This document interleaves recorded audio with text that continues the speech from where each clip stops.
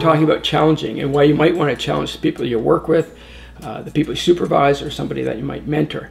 Challenging sometimes has a bad reputation in that we tend to feel that it's an in-your-face kind of conversation, that it's aggressive, and maybe it's the opposite of what encouraging is, and we want to be encouragers and not challengers. Well, today we might just look at why you would be interested in challenging some of the people that you are involved with. At Lifeteams, we found that challenging is one of the best tools that we have in moving a person on to the next step in their personal and their spiritual development. So let me tell you an illustration. Every year we take our Lifeteams students caving. And these aren't great big caves. These are small little wormholes.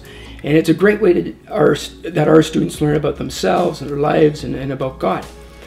So this one day, we're all in this one room where we gather together, and we're waiting for all the students to crawl through these little wormholes and meet together there. So as we do that, each student gathers, and we're waiting for the last guy. And Ryan's coming. We can hear him coming. And then we hear that he's stuck. He says, "Hey guys, I'm stuck." So this isn't uncommon for someone to be stuck. So we wait a couple minutes, and we can hear him breathing harder and working at it. But again, he yells out, "I'm stuck, guys." So at this point, our anxiety starts to rise, and his panic is getting the better of him. And the students who are waiting for him want to be helpful. So they start yelling things across the cave at him, like, "Hey, keep working at it. You're going to make it. It's going to be okay. Just push a bit harder. You're doing okay, buddy. We love you." But none of these things actually helped Ryan get unstuck. And a couple minutes later, his panic is at a higher level. So Corey is sitting beside me. Corey's one of our alumni. I say, "Corey, could you go help him?" So Corey leaves where he's sitting, crawls over to where Ryan is, and crawls into the hole and says, "Hey Ryan, let me shine some light in the hole here and see where you're at." As he does that, he says, "You're hung up on a rock. If you turn your hips a little bit to the right, you'll clear that rock and get out."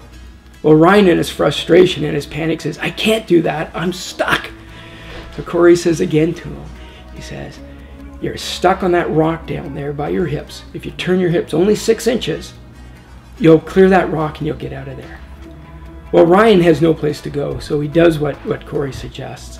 Turns his hips 6 inches, clears the rock, easily moves out of the place that was keeping him stuck. And that's what challenging is.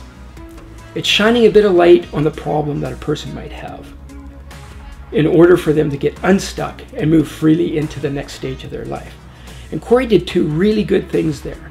He left the position he was in, and he went to where Ryan was. He didn't yell across the hallway or across the cavern of what he should do. He went to where he was, and then he shone light on the problem.